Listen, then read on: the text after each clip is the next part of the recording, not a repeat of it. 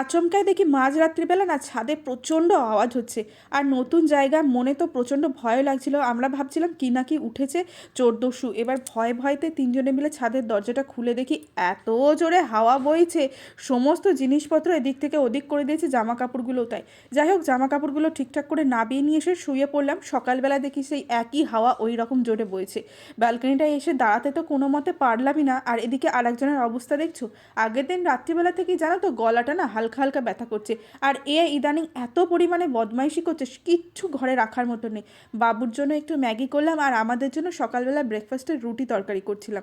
চান করার পরেই দেখছি হালকা হালকা গা হাত পা যন্ত্রণা করছে। একটু বসে চাটা খেলাম, তারপরে দেখলাম আর কোনো মতে হচ্ছেই না। কোনো রকমে দুটো রান্না করে ওকে বললাম, ও কাছেই আমার বাড়ির থেকে কাছেই হসপিটাল ছিল, সেখানে নিয়ে গেল। সেখানে ডক্টর দেখিয়ে ওখান থেকে বাড়ি ফিরলাম। তারপরে আমার তো আর ওঠারই ক্ষমতা নেই, ওই সমস্ত কাজ করেছে। সত্যি এরকম মানুষ পাশে থাকলে